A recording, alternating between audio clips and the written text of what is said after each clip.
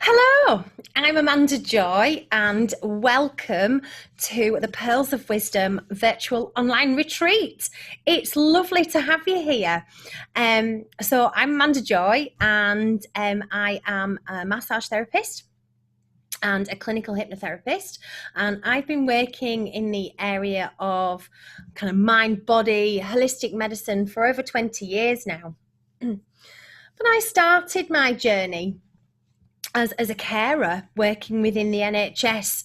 All of my patients were quadriplegic and ventilated, and many of my patients had neurological pain. This is pain that there is no real explanation for.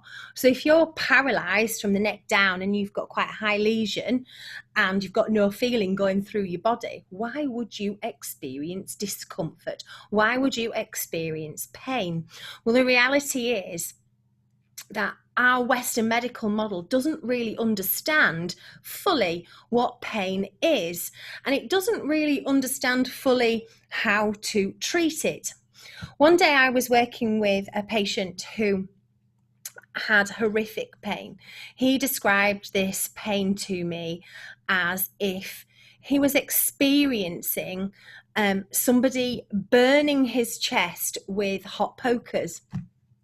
And of course, my reaction as a nurse, as his nurse at the time, was to go and get him some pain medication. We had medication that was available that we could give him. They were opiate-based medications, and this medication, I hoped, would help to reduce his discomfort.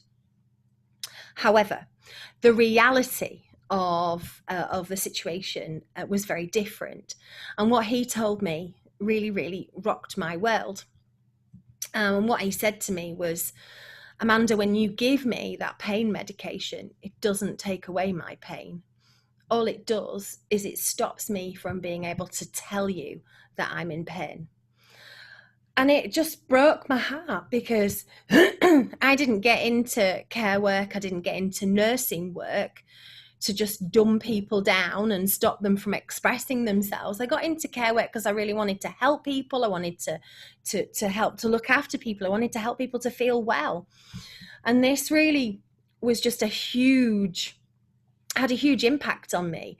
And I started looking into what we used to call alternative medicine, which then became complementary medicine. But now we see more as integrative and holistic medicine practices. So I did a lot of research. I got loads of reflexologists to come in, aromatherapists to come in, and it really got me interested in neuro-linguistical programming, which is like the modern name for hypnotherapy.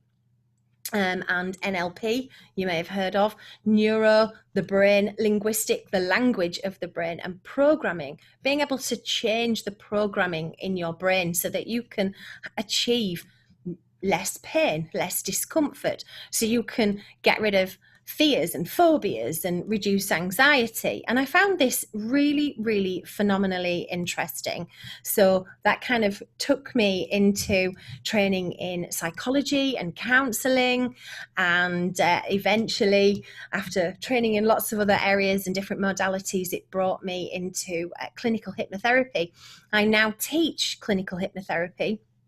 I'm the director of the Northern College of Clinical Hypnotherapy, and I help train and prepare you to become fantastic clinical hypnotherapists out there supporting people with their mental well-being. One day when I was inviting in to my NHS setting different holistic therapists, a lady came who was a healer. And I didn't know what it was at the time, but she was a Reiki master. And I'd never heard of Reiki before. And she explained to me that Reiki is universal life force energy. And she went over to my patient, who was the patient who'd told me about the fact that he'd been in horrific pain and that the medication just stopped him from being able to tell me that he was in pain. And she laid her hands on his head, and within minutes, I could just see the discomfort draining from his face. I could see him drifting into a beautiful, beautiful, peaceful sleep. And he was pain-free for 2 or 3 days after he'd had that session. So, of course, when she came back, I was like, what did you do? What was that? What are you doing? This is really interesting. Do it to me. Do it to me. And she put her hands on me, and I felt a great sense of peace. I sensed a great warmth right through my body. It was like somebody was blowing a beautiful warm breeze as she was laying her hands on me, and I couldn't believe what I was feeling. It was amazing.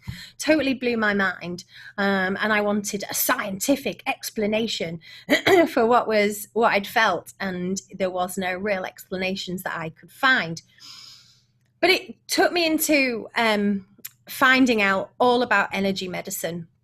And I studied Reiki and became a Reiki master myself, and also studied traditional Chinese medicine, many different areas of bodywork modalities and energy medicines, and combining that with counseling and psychology and hypnotherapy. It's kind of brought me to where I am today. And what was really a moment of awakening for me was really starting to see, really starting to understand this mind-body connection.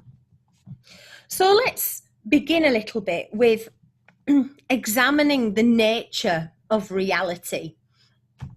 Over the past 20 years, there have been some extraordinary discoveries in psychology and in neuroscience about the brain, about the body and how it works, and about the mind.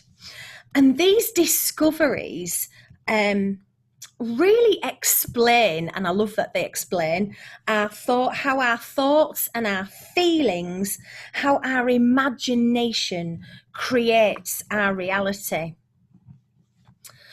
These new understandings really help us to understand how prayer, meditation, inspiration, and intuition are not magical, mystical, supernatural powers, but they're natural powers. They're natural laws, if you like. They follow patterns and laws. And when we can understand, when we can discover these patterns and laws for ourselves, we can use them at our will to create the body, the health, the well-being, and the life that we really deserve.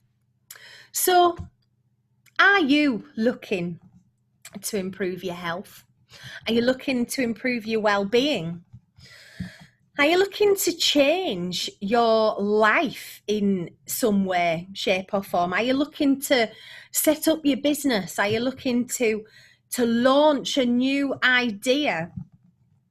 Are you looking to change your life, your reality in any way? Well, if you are, stay tuned, because this workshop aims to give you some knowledge and some tools that are really going to help you to create the life that you deserve, the life that you dream of. Our beliefs become our biology. Our thoughts have the energy and the power to change our cells. What our mind believes, our body achieves. And tonight, I'm also delighted on this workshop today. I'm saying tonight because it's tonight when I'm recording it. I'm delighted to have two amazing guests, inspirational people, Helen and Frank, who are going to share with you their amazing, miraculous stories of healing and transformation, and how they use their mind to change their physical bodies, and how they've used their mind to change their realities. So let's talk a little bit about basic neuroscience. Most people would agree these days that our body is affected physically by the introduction of a thought or an idea, and that our thoughts are affected by our physical body as well. However, it's not quite as simple as this, and it's interesting to learn a little bit about how this happens. So, for example, when a person imagines an erotic scenario, the body reacts physically. Sexual arousal, maybe, I don't know, an erection. But what really happens here is certainly not magic, but perhaps magical and even amazing. And in today's workshop, I'm going to give you a little insight into what's going on in the chemistry, the basic principles of the brain-body chemistry, and how our thoughts actually have an impact on our neurons. So let's kind of start at the beginning with our central nervous system. So our bodies are made up of a number of cells. And these types, the type of cell that really interests me are the nerve cells, or you may know them as neurons. There are a massive quantity of neurons throughout the body, and our nervous system is made up of lots and lots of different neurons. They make up the brain and the spinal cord, and that's made up of absolutely millions of neurons. There are other neurons too that carry information to and from different parts of the body. So, for example, if you stood on a nail, that information would then be sent up through the body, up through the spine, and to the brain, where you might jump, shout ow, and you would move your foot off the nail. These neurons are what we call peripheral neurons, and they come in various shapes and sizes. Some of them are very short, and some of them are up to 1 meter in length. And we can detect these by probing a neuron with a little piece of apparatus, and we can detect a very small electrical volt inside the cell. The individual cell is a bit like a small battery, and this electrical charge, this electrical voltage, remains constant within that cell. And what we say is that that neuron or that cell is resting at this time. But when the voltage, when the energy in that cell changes, when the voltage goes up or down, we describe this cell as being active. And many nerve cells have the property or the ability to very rapidly change their electrical state. When a cell suddenly changes its voltage and then returns back to its original condition, we call this an action potential. Our neurons have this kind of dualistic interaction between the immaterial and the physical realm. The immaterial realm has no causal powers, but your brain makes it seem like they do have causal powers. So how do our thoughts generate these action potentials?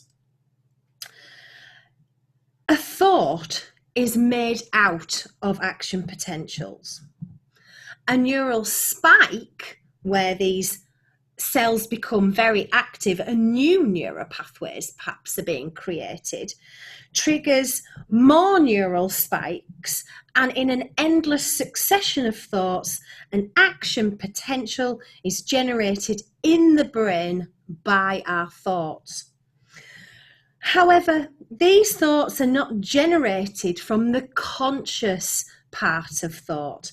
Any conscious decision that we make is based on memories of past events. And similar events, things that are seen the same, smell the same, sound the same, these evoke these memories.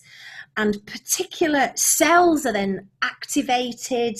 There's a generation of action potentials, and they follow that pathway that is known, so that the body will respond or react in a way that keeps you safe, well, happy and alive. A new action potential is generated in response to sensory input, usually from the environment. And these responses are thought to be instinctive and come from the subconscious part of the brain. Circuitry in our brain has evolved to generate these kinds of responses. And we can see this particularly when people are responding to scary or frightening situations. So if you had a bad experience with a spider as a child, there's a neural pathway there that is going to keep you safe and alive and healthy and away from spiders. So perhaps when you walk into a room, you may think, oh my goodness, what if there's a spider in here? And you'll go into that fight or flight response. And if you see a spider, boy, you'll move so fast.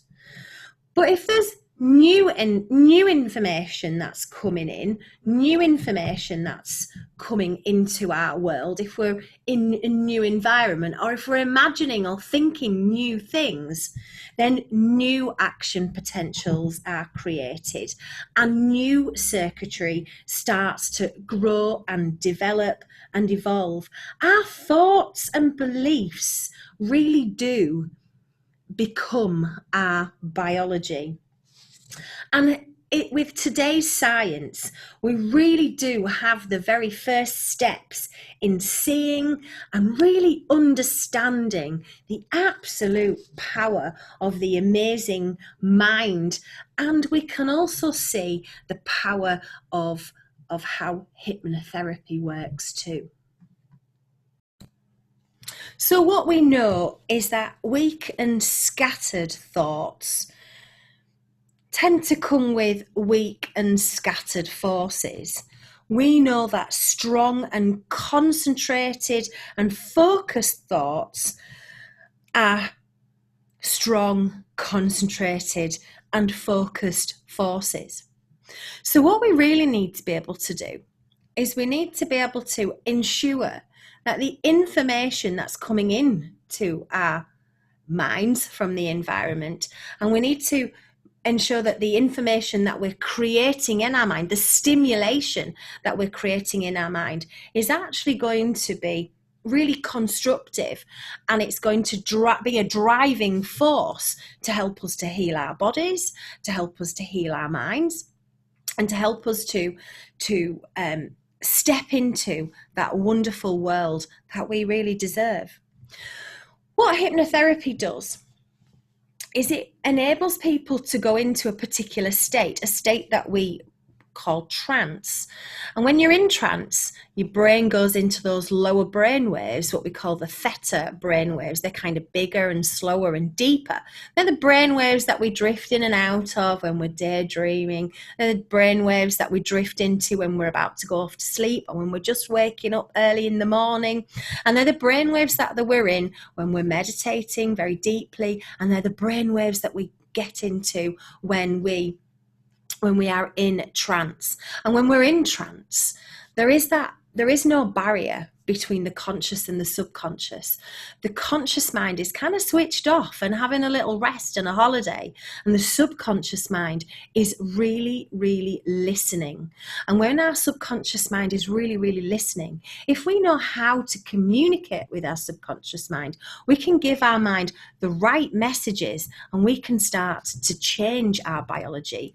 We can start to create our reality, the reality that we really, really want to create.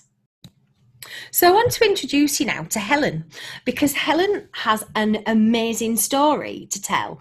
And You know, it's all very well me talking about neurons and action potentials and how our thoughts cause our body's biology to change and how it affects the structure of our minds and how we can affect the structure of our body as well by changing our thoughts. But I think it's really useful to hear from somebody who really has been through this process of healing. And Helen's story is absolutely miraculous, and I'm delighted to be able to share that with you today. Here's Helen. So I'm really excited to welcome Helen to the Conversations with the Subconscious. Welcome, Helen. Thank you so much for agreeing to come and share your healing journey, your story with us on today's workshop. It's an absolute pleasure to be here. So obviously I spoke with you at the early part of this year, and your story completely blew me away. When you shared your story, I was doing it live on the radio, and there wasn't a dry eye in the studio. Everybody was really blessed by your story, and we've had a few conversations since then. I think we've become quite good friends since then, and your story is just absolutely inspirational. But for those who've not heard your story, tell us a little bit about what happened and the injuries that you sustained at the very beginning of your journey, if you like. Well, I've been pretty poorly, suffering from various different things throughout my whole adult life. And I got to the point where I was about 32 stone in weight. So I was considerably heavier than I am now. And I left my house at late September 2006, and I was on my way to an appointment, and I was rushing, and it was a very cold, blistery, rainy, sheet rain kind of day. So the road was quite slippery and everything. And I got about 50 to 75 yards from my front door, and two men came either side of me. And I carried on trying to go. So I think I made it about 100 yards from my home.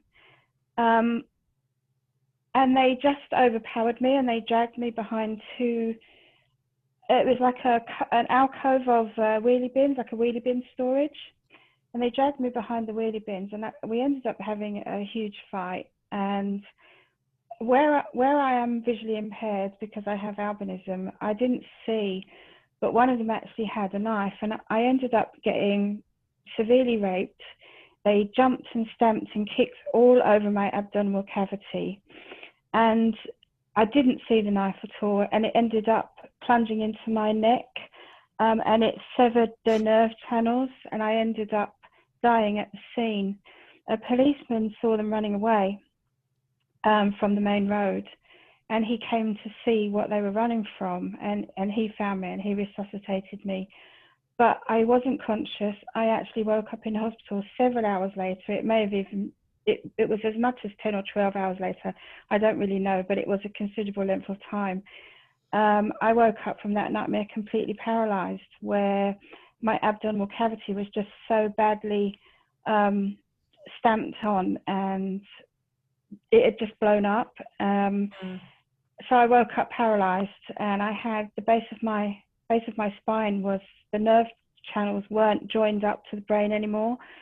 So I was in quite a horrific state. But the following morning, when I woke up in the hospital, they actually told me that they couldn't give me severe treatment for these injuries, or my nerve it's a complete central nervous system collapse, because where the knife went in, it severed nerve channels.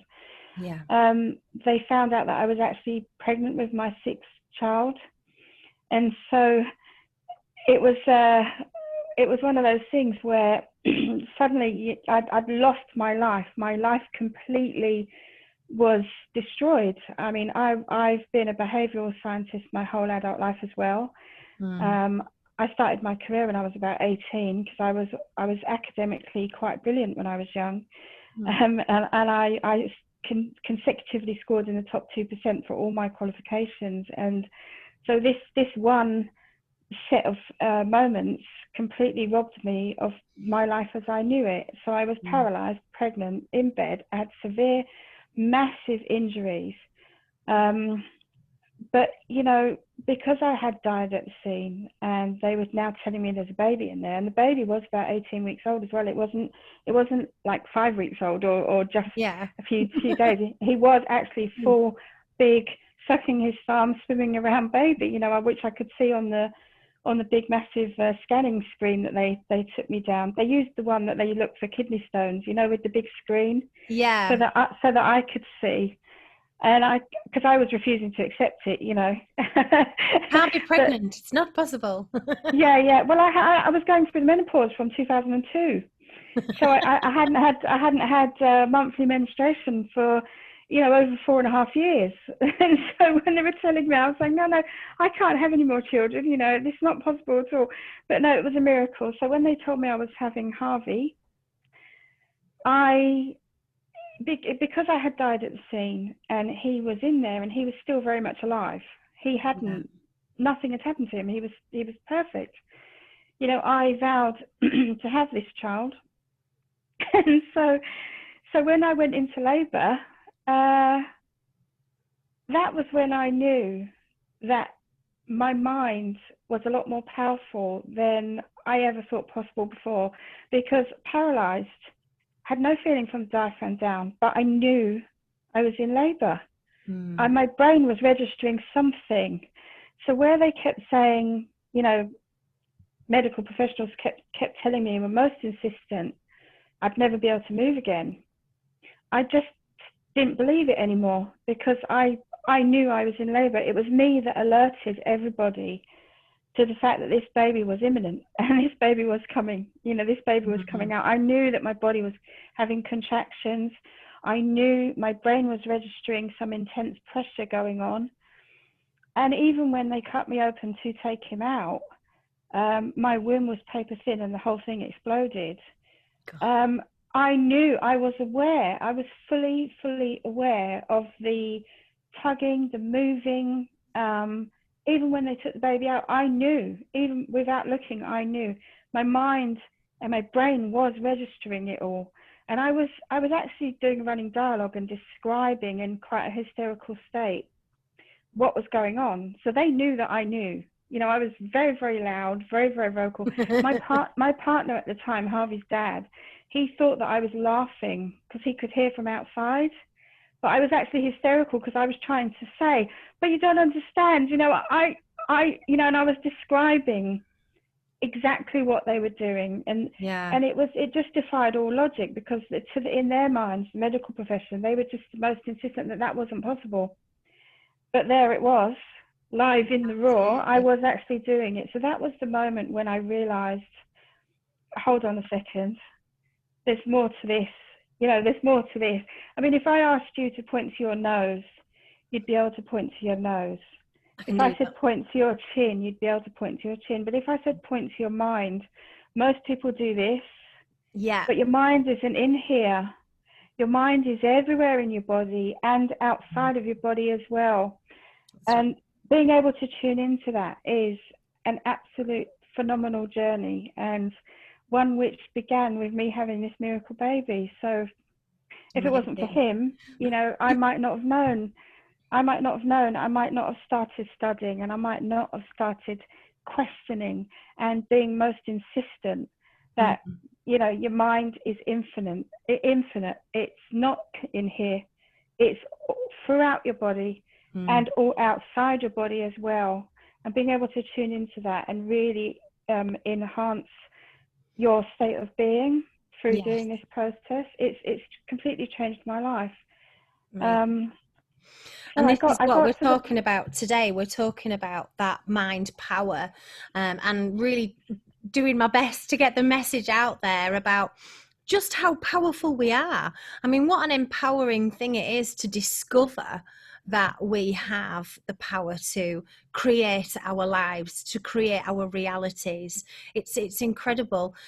So you were there, you were left, you had a new baby, a miracle baby, who'd survived with you that awful assault, and you were left, but you were still paralyzed, and your abdomen was very badly damaged, and you had other damage as well to your body. Physically, you were very poorly, but you also had some other medical conditions as well.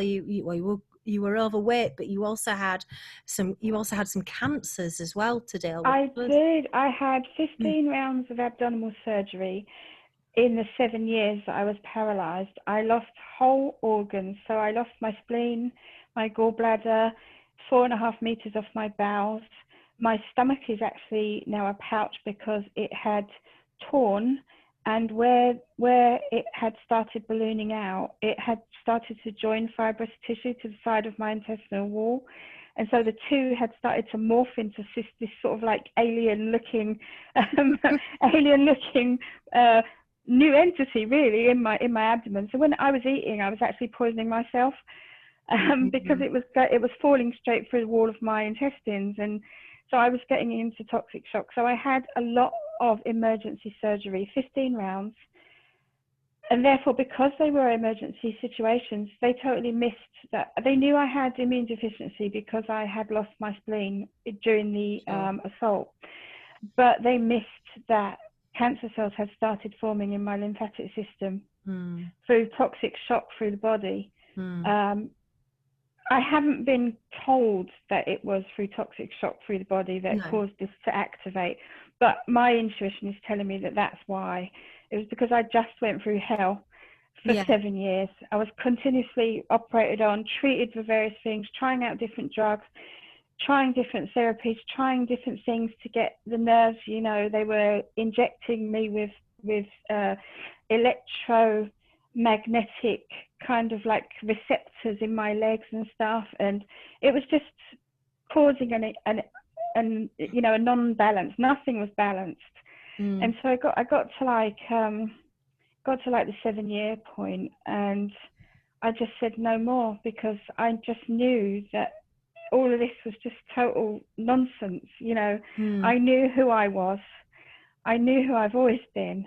And I started to fully trust myself and trust what my inner voice was saying. My inner voice was saying, I've always been an exceptionally strong, sparkly individual. I've always had brains. I've always had intellect and education, and I was this fancy professional person before this happened to me. So I started to fall back on inbuilt skills that I'd had for resilience and being able to speak, because when you're in a highly emotional state and you're suffering from extreme trauma, and plus you've got the post-traumatic stress from somebody, 2 men raping you and stabbing you in the neck, that's pretty horrific. So everybody thought, oh, maybe the poor love is maybe she's gone mental. Gone a bit bonkers. Maybe she's gone a bit mental. And the thing is, when we've had extreme traumas like that, and when we're in that emotional state, we live in that nightmare in our minds. We never escape it. When one of the things I love about clinical hypnotherapy is that you don't have to take your client, your patient, through that horrible traumatic experience to heal them from it. But when you've had a trauma, and if you break a leg, you remember that it hurt, but you don't really remember the pain. But when you've had painful, traumatic experiences, when you remember them, you feel the pain fully of that memory of that situation all over again, as if it's happening to you again and again and again and again and again, and you're just re-traumatizing yourself. And that you're reprogramming it in, basically. You're reprogramming your whole mind, your whole body to deal with living in a situation where you're going to get attacked every day. So the thing is, for me as well, it was like being paralyzed. They were sending nurses in, and some of them were men, and they would just let themselves into my house. They wouldn't even call out or anything. And where I am partially sighted because I have albinism, I was terrified. I'm not going to lie, I was absolutely terrified. And I just didn't want to feel like that anymore. No. I was so sick of pretty much a daily occurrence of being in a vulnerable position and feeling like I was in a vulnerable position, and where I tried to articulate how I was feeling and that I wanted to be over it, I wanted to be strong, I wanted to educate myself on the medical background of using your mind to, you know, as a driving force to change things and progress you forward into the next set of moments, then the next, then the next. I just sounded like a nutcase. I really did, because I was so frightened.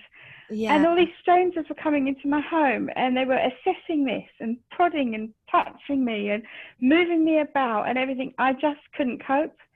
So I started screaming and shouting instead, because I just wanted to be left alone so that I could research, educate myself, study, and not be that person that was being pushed around and not able to make their own decisions, and not even like, I mean, can you imagine what that's like? You're lying there quite often in a pile of your own urine, or worse still, you know, you're soiled everywhere with liquid, which is like syrup, you know, and you're lying in a pool and somebody's letting themselves in and you cannot do a single thing about it, and complaining makes you look crazy. So you've got sores on your skin, they're coming in, they're spraying you with fake skin, you know, they're cleaning you up basically, not even properly, basically, and they're spraying you with fake skin, and your brain, your mind is registering this horrific pain, even though you can't, you're paralyzed. Your brain is still registering the whole thing. Another assault again and again. It was just playing out on repeat. So, you know, I really did. I started to find my voice, and I started to, well, actually, no. And I really did. I really did. I started to really have this fierce, intense belief in who I am. When you stand in front of a mirror at age 10 and you look at yourself, the only thing that changes when you're 50 now, because I've just turned 50 a couple of weeks ago, the only thing that changes when you stand in front of a mirror looking at yourself at age 10 and age 50 is trick of the light, and also your body's aged. The body's aged, that's it. You're still the same person, the same essence, the same set of energy, the same life force that you were when you were 10. Your brain is different because you've become educated in different ways.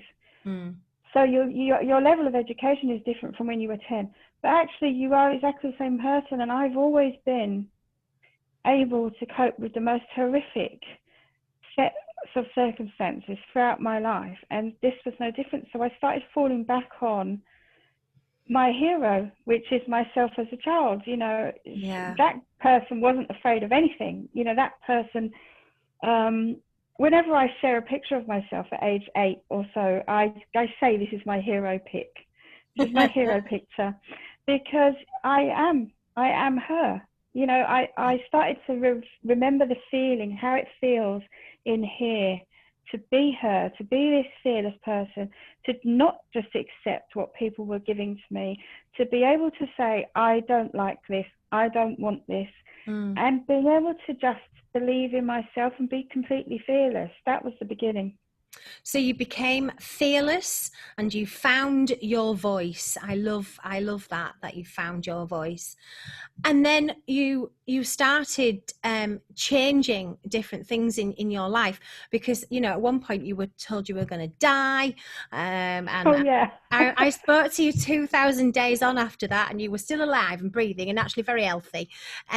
You were told you were going to be paralyzed for the rest of your life. You've proved them wrong there too, and we'll get to that bit of the story eventually. But there was that defining moment where you started to make changes. What changes did you implement in your life that you feel really contributed to your healing journey?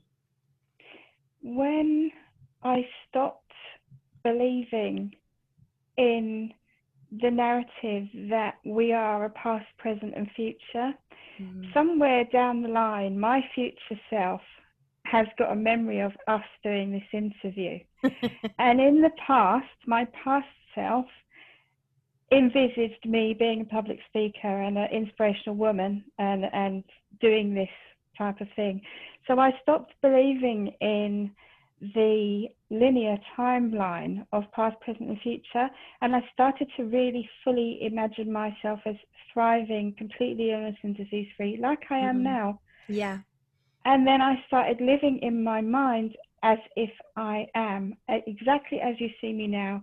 When I was severely overweight, paralyzed, even when they told me I had 100 days to live, I was, in my mind, I'd already made the shift, and then I just needed the rest of me to catch up. So I started going down the road of holistic health, healing modalities, you know, meditations, all the whole works, you know, you name it. I've been there. Yeah, I love that you say that kind of you started visualizing, you started imagining this person that you are now, because that's really the language of the subconscious is the imagination. The language of the subconscious is emotion. And if we can imagine and if we can stimulate that a positive emotional response while we're having that imagination process, while we're imagining doing the things that we want to do in our lives, and we imagine we've already achieved those objectives, if we can really see ourselves in that place in our imagination, what we're actually doing is we're actually laying down neural pathways. Our subconscious mind doesn't know the difference between what's real and what's imagined, so it just goes, oh yeah, we're clearly walking and living this way and doing this, and we've achieved this already. And then when it comes to actually doing that, we've already got the neural pathways there. So it just kind of, we just step into it like it's second nature. But I believe that it can even go one step further. And I think you're real evidence of this, in that by having those conversations, we are stimulating the inner physician that we know how to heal ourselves. You know, if you cut your finger, your body knows how to heal itself. We don't have to kind of like tell our subconscious mind how to do it. It just automatically knows how to do it. But I think when you've had a series of really big injuries or accidents, you know, having that conversation, that using that powerful imagination, the tool of the imagination, and the power of emotion, and seeing it and feeling it, we can actually change our cells. We can speak to the cells in our body, and we can stimulate healing within ourselves. We can stimulate anything. When you think about it, if we can heal ourselves in that way, we can do anything. We are absolutely limitless, and we are only held back by this belief in a linear time. We're only held back by our limitations, the limitations that we put on ourselves. So you obviously started eating differently, you started doing all sorts of different things, really researching holistic therapies, but you really stepped up this whole imagining process. What conversations were you having with your subconscious mind that you felt really healed you? Well, there was a huge disconnection with having gone through years of sexual trauma before this incident happened to me, and I had a domestic violence marriage as well. I was disconnected from my body. I actually had a love-hate relationship with my unusual appearance of having white hair, no pigment. I had a love-hate relationship with it because it was, you know, bullies loved it when I was growing up. Yeah. You know, so anything different, you know, you become a target. So I had a love-hate relationship, plus I was severely overweight.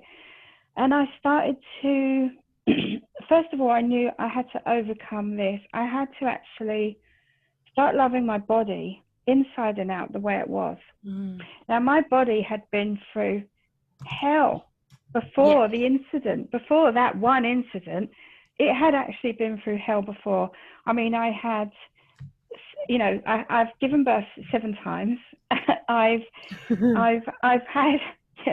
had so many illnesses. You know, I've had a nervous breakdown in the past as well. I was dosed up on antidepressants in the 90s. I'd taken like copious amounts of cocaine, speed, all kinds of things when I was much younger. I'd drunk a lot of alcohol. You know, I had just taken my body completely for granted. You do when you're younger. You sort of think, oh yeah, I'm going to be around forever. You know, I'm totally invincible. I can do anything. You know, I can. You know, I was a dancer when I was younger. When I, you know, before I put on loads of weight when I was late teens. Before that, all my childhood, I was a ballet dancer. I was very good at tap because I was very good at timing, and you know, I'd put my body under extreme stress. I was Olympic training as a swimmer as well, and my body was just exhausted. It was just so tired, and I was repeatedly told I was ugly, I'd never be a real woman, and all these things were just all in there. They were all in there. It was this huge jumbled bag of absolute crap, basically, and I hated it all. I loved carrying around this bag of rubbish. You know, I loved carrying it around. I mean, it was comfort. So the first thing I had to do was get rid of that. And so I started to really learn. And when you start to see cells under a microscope, they're absolutely fantastic. It's sacred geometry at its finest. You know, how a cell mutates and grows, and then parts of it fall away and new parts emerge, and it was like watching a Disney movie. You know, one of Disney's first animated movies, Fantasia. There's clips in Fantasia that remind me of cell formations and how cells renew themselves and develop, and I fell in love with the whole process of what my body was doing on the inside, which then led me to falling in love with the outside as well, you know, because I'd never done that before. It was all new, you know, and I still was massively overweight, really, really ill, you know, but I started to actually, I knew I had to work with what I had. And so in order to change it, I had to first fall in love with it. And so that's what I had to do. It wasn't, when somebody first said that to me, I thought they were crazy, you know, I thought, this is absolutely ridiculous. But the most soul cleansing thing I've ever done was actually take a long, hard look at myself and actually start to love every single aspect, inside and out. All the parts, every single part, every hair, every single cell, every single emotion, every single traumatic experience, everything, just every memory, everything.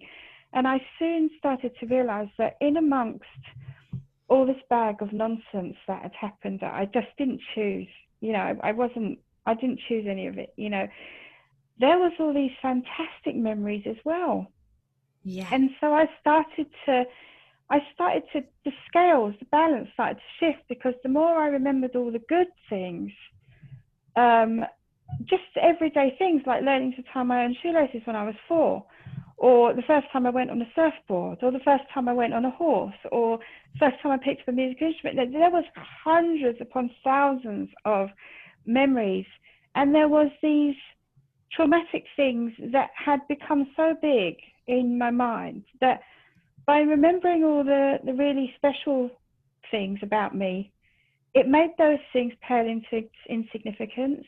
You see, for me, emotion is energy in motion. So you need to pay particular attention to where your emotions are going, which directions are they going in.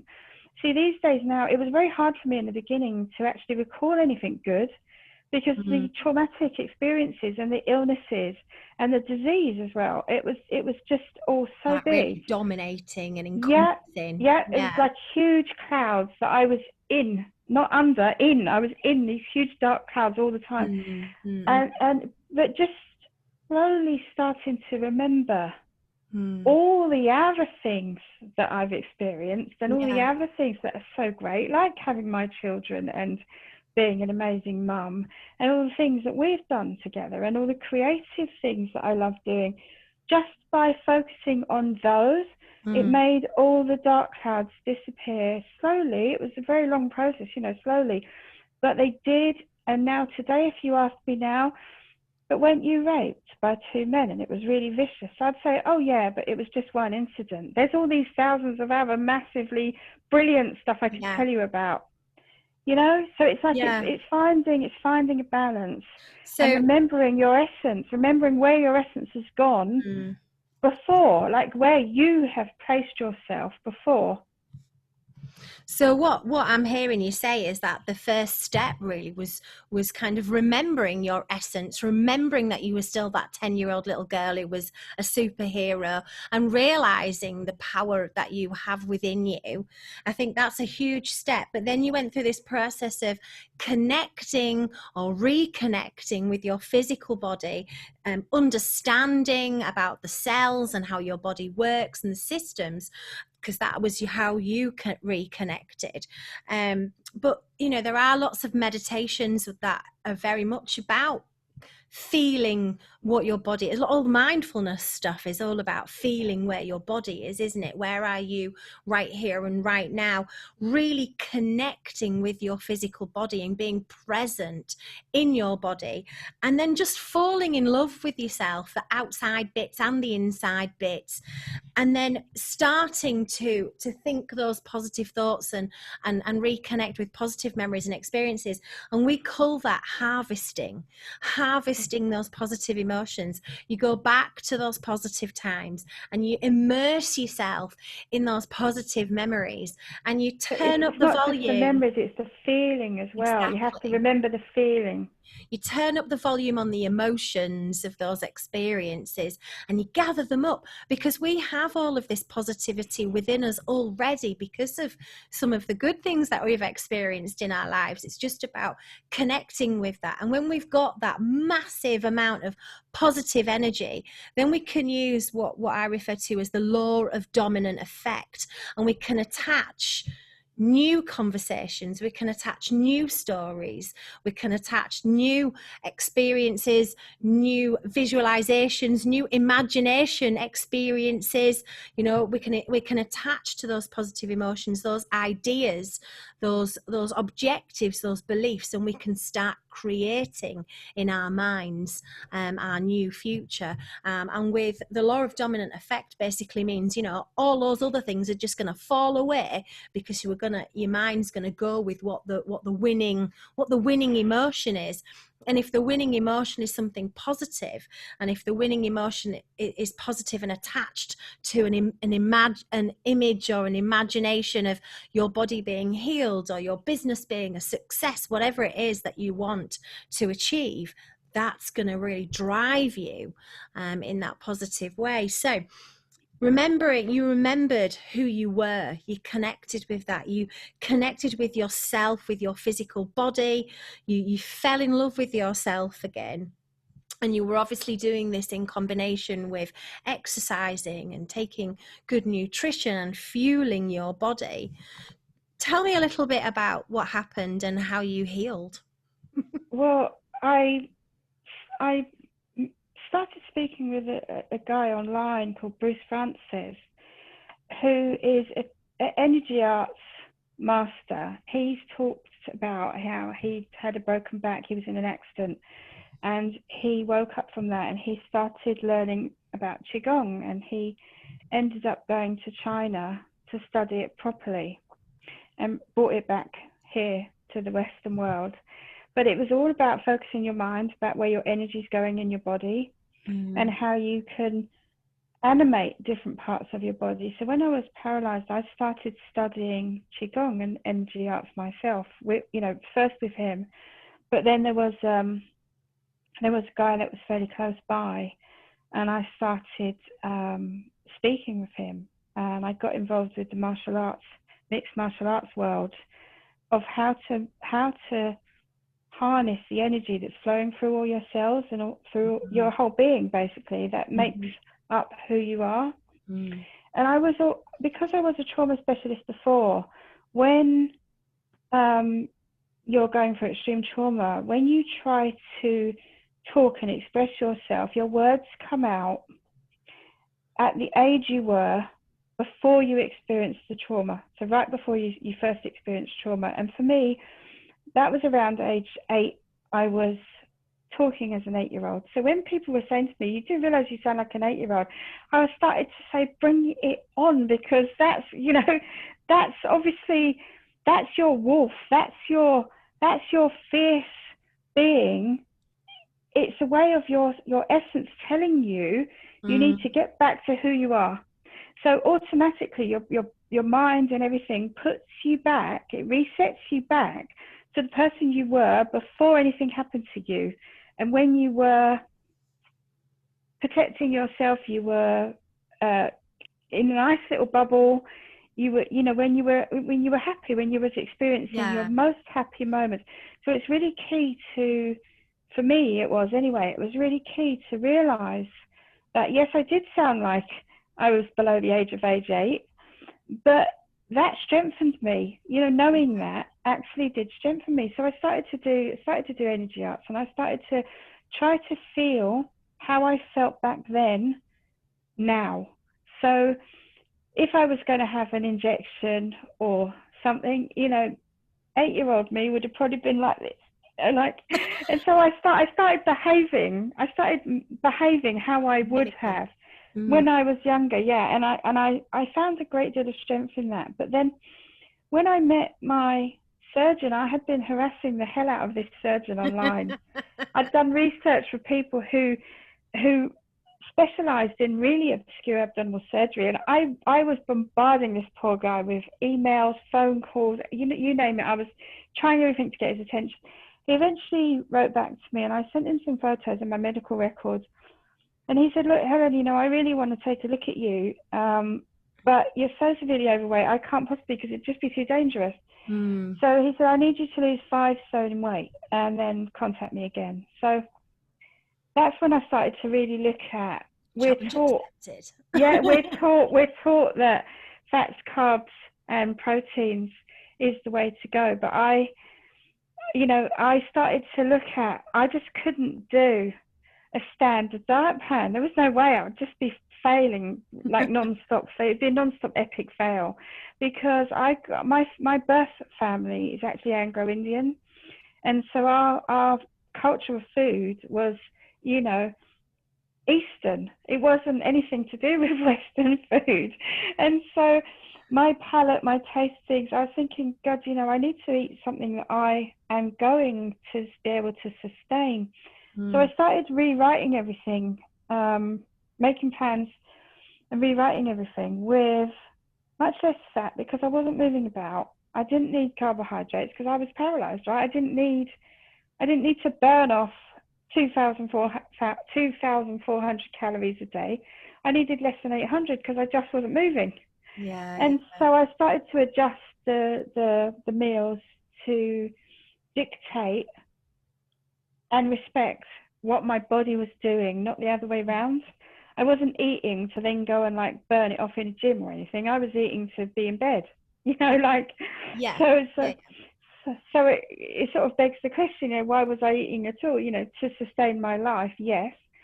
But I completely changed from my mindset around food. My relationship around food completely changed, because food is energy as well. Right. So I started to eat to enhance my mind energy, because being paralyzed, got nowhere to go. What else can you do? I was feeding my mind energy with high energy foods. The relationship between what you eat and your essence being flourishing and glowing is really serious. If you're continuously eating low energy foods, mass produced, refined, lots of sugars, then you're going to be a reflection of what you eat. It's like so putting diesel in a petrol car, isn't it? It's not going to work. So I lost 7 stone in weight, and I started calling this guy back, and true to his word, he did give me an appointment. By the time I went to see him, I had lost 8 stone in weight. So I'd started contacting him at the start of the year, and it was November I got into an appointment. He'd gone through all my notes properly, my medical notes, my medical files by then, and I had sent down, it was pretty much a filing cabinet's worth, like a 4-drawer filing cabinet. It was pretty much, all your medical there was boxes, there was boxes all around him when I went in to when I was wheeled in a wheelchair into his room. There was boxes all over the place, and he actually could paraphrase to me various things from different years, because obviously, I didn't believe anyone was telling me by then. So I was quizzing him, and we had a good rapport, and he said to me, you know, look, I really want to do your surgeries, but they're going to be between 18 and 19,000 pounds just for me to have a look in there. Wow. I would like you to do my television programs. I'll put a feed of your abdomen live on television, and it's very, very risky. And I mean, there was massive risks involved, but I, at that point, would have agreed to anything, because I just wanted him to insert a camera, move things around a little bit, to have a look, to see if there was any way he could join some things up, make bridges or something, so that my brain could send signals to my legs. That was all I cared about. I didn't care about anything else. So TV, I thought, bring it on. He said he didn't realize I had albinism, because that wasn't very clear in my medical records, apart from when I was born, it said this patient's been born with albinism. Because one of the things that I've done throughout my entire adult life was be a woman first, a woman with albinism second, and a mum. You know, I'm a woman and a mother. It doesn't matter that I've got albinism. When I was injured, the two men didn't injure me because I had albinism. Albinism had nothing to do with it. You know, it's having no pigment, visual impairment because the light does affect your vision. That's it. You know, you burn easily in the sun. There's nothing. Why would I mention it? You know, it's like it didn't even occur to me to say. So he said, you know, he wanted to put me on television. He felt like I deserved to, you know, he said I was too precious, because that was his exact words. You're far too precious.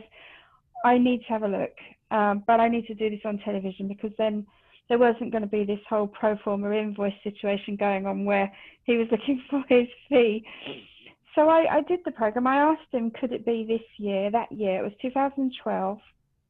I asked him if he could do it that year, because I'd done the weight loss that year. You know, I'd made a start at the start of the year.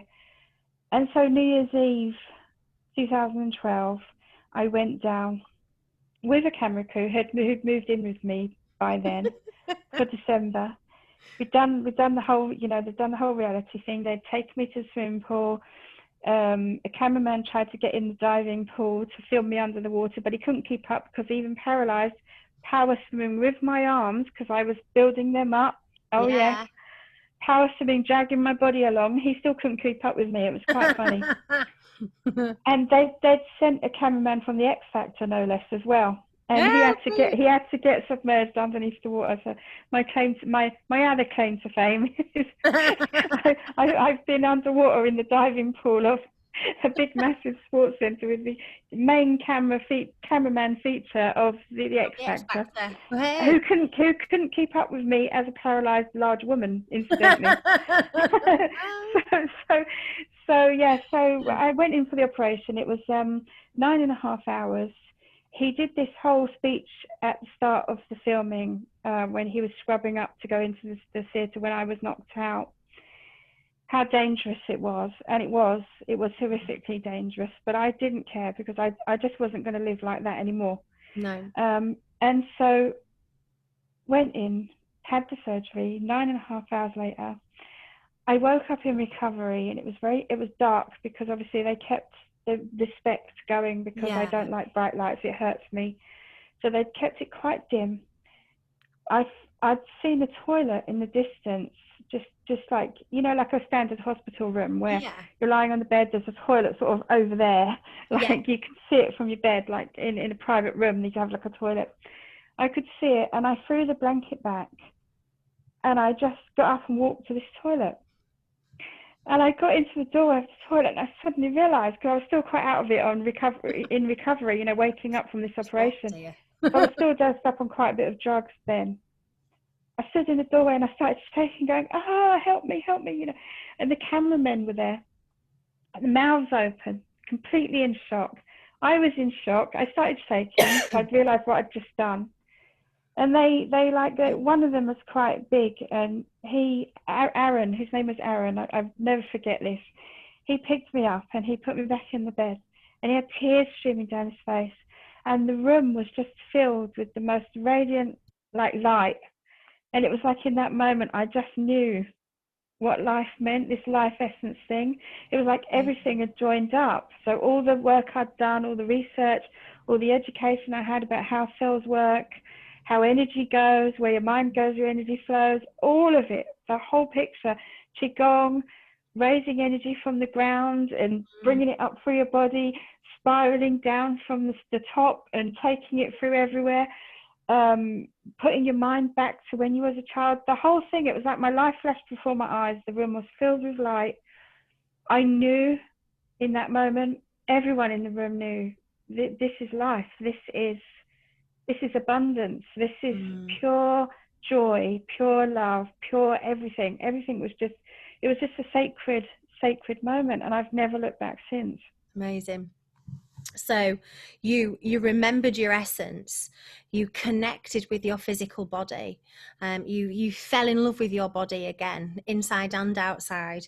You harvested those positive emotions and started having those powerful conversations with your subconscious and visualizing your body healed and well, and researched all about the cells of the body. And then you learned about energy medicine and the power of energy and the energy that flows around your body and how energy works, and started fueling your body and mind with the right foods. And then with this amazing surgery, you walked again. You were no longer paralyzed.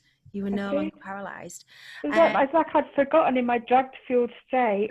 I'd forgotten that I was paralyzed, and I literally just threw the blanket back and walked there, and suddenly realized what I'd done. And it took a further 8 weeks to get me on my feet, but because I was recovering from major abdominal surgery. But it was absolutely incredible. It was absolutely incredible. You said something earlier, and it reminded me of this example I'm about to share. When I was going for rehabilitation after that operation, I got wheeled into a centre of excellence, and there was all these professional people around me, because I'm in a wheelchair sitting here, and they're all up here. They're all talking. I couldn't hear a single word they said, because when they wheeled me in, through the window, I could see an athletics track. And immediately, my brain, my mind, my whole body, every fibre of my being was remembering the feeling of what that was like to run around an athletics track. And my mind was already carrying this body around that track. So they were all talking, they were all saying things, and then they got to the end and they said, so what would you like to try first? And I was like, I want to go out there. And I was like, no, there's no point, because you probably won't make it out there for another 18 months. I said, I'm going to run around that track by Easter Bank Holiday Monday. Now, this was like the 7th of February. And Easter Bank Holiday Monday was, I think, the end of April, the last weekend in April that year, so 2013. And I said, no, my mind's already done it. My mind's just done it about 50 times while you were all talking. So I know that I just need to catch up. The rest of me just needs to catch up now. I've already been doing it. While you've all been talking, my mind's already been doing it. I've already done it. I already know that track intimately. I know every marking. I know every curve. I know how springy it is. I know how it smells. I probably would know how it tastes if I fell on it, on my face. and I was saying this. I was saying, no. That's what I want to do. And so even if I have to pull myself around by my arms, I am getting around that track on Easter Bank Holiday Monday. And there was one guy in there, he was a Marine. It was a centre of excellence where the Marines trained. He just jumped up. He jumped off a piece of equipment and he came running over and said, I believe her. I believe her. He said, I've seen people with injuries, not as bad as hers, but I've seen them talk like that. And every single one of them has done it. Every single one of them that said with that determination that they're going to do something, they've done it, because it's your voice is what activates the energy running through your body.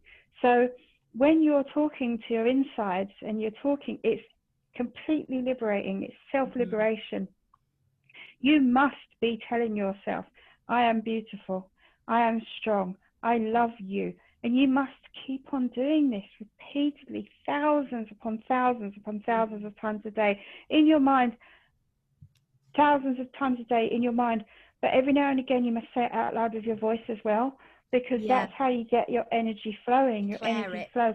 And when you're thankful for what you have, because don't forget, I started having a gracious state of gratitude towards my body when it was massively injured, massively overweight, and massively torn to shreds, and horrifically assaulted. I started to have this dialogue with myself back then.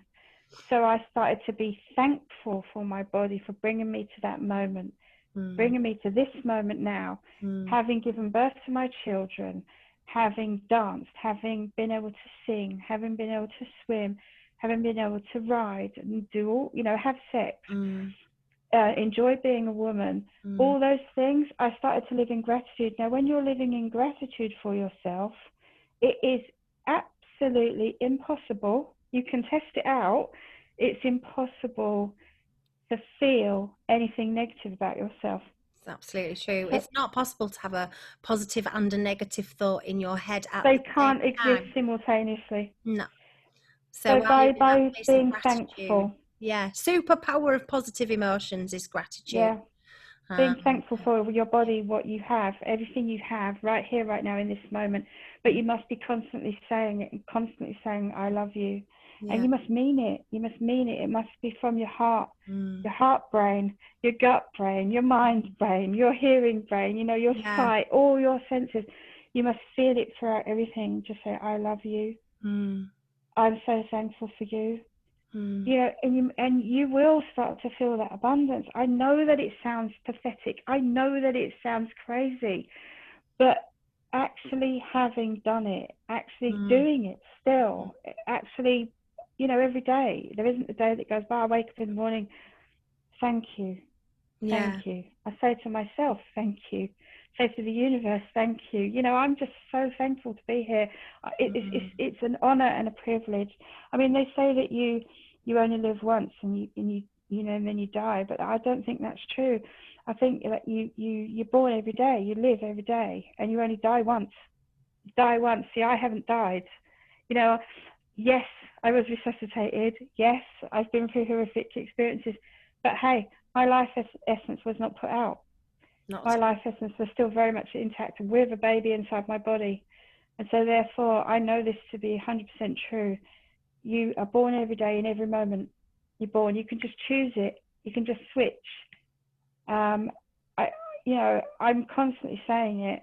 I woke up one day, I did not want to feel like that anymore. So I just didn't. And every time a thought comes into my mind in the past, because it doesn't happen anymore, but in the past, if a thought had come into my mind, like, oh, I think I'll eat a packet of biscuits, I could literally just punch myself in the face. What the hell are you saying, woman? You're doing this so that you can improve. You can improve your state of being. And having a healthy, thriving body now, because like you say, it was 5 years, 10 months, and 5 years, 10 months and 1 day ago that they told me I'd be dead within 100 days. And look, I didn't listen. I just didn't listen, because I'd already become very good at hearing my own voice by then.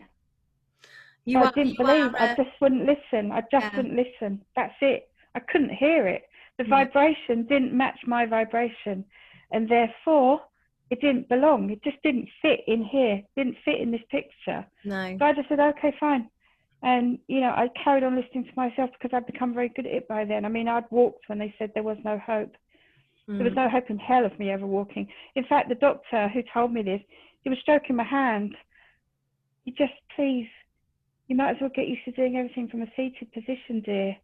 And I wanted to kill him.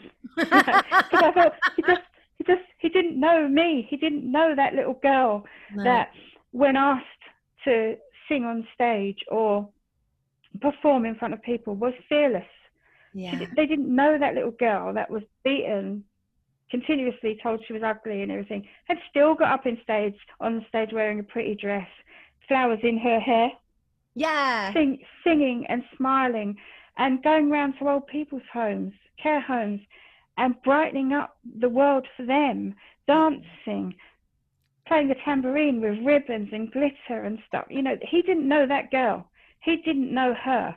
He didn't know me. No. And so none of it, you know, I'm never, ever going to listen to anything anybody says. If anybody tells me something detrimental about myself again, you know, I feel really bad for them in advance. I really do. Because now, you know, now I feel magical again. Yes. You know, I feel more radiant than I've ever felt in my life. And I've just turned 50. Amazing. You are magical, and you are a real you're just evidence that, you know, you know that your beliefs become your biology. What your mind conceives, your body achieves. You know, we are the creators of our own reality, and we can see that very physically in your story as well. And I'm grateful. I love how you kind of the end of that, you know, you came to a point where you understood how energy medicine worked. You fueled your body, you fueled your mind, and you use these daily affirmations to really reinforce those images and that visualization of seeing yourself as a healed woman, and just, you know, doing that with such great gratitude. The superpower of positive emotions is just going to be such a dominant effect, isn't it, on the biology and on the cells, and your body healed itself. You survived so much. You are just absolutely, you're a miracle, but you're real evidence of how those conversations with the subconscious can be so very, very useful, powerful, and healing, and can really take us to that beautiful life that we all deserve. Can I, when I work with people, because I work with people from all around the world now, inspiring them to have this inner dialogue, I don't use labels. No. I don't like to use labels, because it's human conditioning to label everything. That's right. So when I'm working with people, the conversations that you need to have with yourself, use whatever language you fancy. You know, you could be saying, you know, you could, let's just say the liver, you could call the liver a cheesecake. You could say, I love your cheesecake. You know, you can use any language you want. It's just got to be personal and special to you. And I know that the whole thing sounds way too good to be true. But now I'm out the other side. I promise you, it's been a horrendous journey for me. It started long before I was assaulted and raped and stabbed in the neck, in the throat. But that incident changed my life. And I'm actually, you know, that experience of being paralyzed, being stripped of every single bit of dignity, had no privacy, not able to make my own decisions, not able to reach a cup of tea if it was put down next to me. If it was just a few millimeters out of reach, I couldn't reach it. So I was at the mercy of other people. So having gone through that, I sound fierce now, probably because that's been my education. The most important thing to me now is being able to use my voice to help others, to inspire others, that there is another way. You don't have to be at the mercy of anything. Be at the mercy of what's going on in the mind that is encasing you like a force field, and the one that's going on inside of you, and speak to yourself with love. You are here. I am here. Amanda's here. In this moment, you are here. You are completely whole. Everything else is insignificant. I urge everybody to just start pouring in love into themselves, because the world needs a lot more of that, especially now at this crazy time, right? Absolutely. Love is really and truthfully, it's the weapon, it's the fuel, it's the medicine, it's the healer. It is all you need. It is, and it's unconditional. It is the starting point. It is the starting point. See, as an architect, self-love architect, which is effectively another way of saying life coach, right? Yeah. But as a self-love architect, I inspire people to use love as their driving force within absolutely every area of their lives, and watch and see how quickly things start to change. So it doesn't really matter if you believe a word I'm saying. You know, I can assure you it's all true. And you know, I'd be happy to share medical records if that would help. But it is phenomenal. It is phenomenal. Once you start living with gratitude, you start pouring love into your life and into your insides. It's the dialogue of self-liberation. It's totally liberating and transforming. Amazing. It truly is. Helen, thank you so much for coming on the Conversations with the Subconscious. You've been inspirational, and I'm sure people are going to love hearing your incredible story, your incredible journey, and thank you so much for coming and sharing that with us. Thank you for having me. It's been lovely again. Tomorrow, I'll be talking more about the body as an energy being, and I'll be talking with Frank, who is a traditional Chinese medicine practitioner, and he's also an expert on energy medicine. He's an acupuncturist. He has a great understanding of energy medicine. He's been into martial arts for years, and he went on his own healing journey where he believes that changing his perception about his mental well-being issues and having more of an understanding of how energy works really healed his body and really healed his mind. I look forward to sharing more with you about that tomorrow. Have a great rest of the day.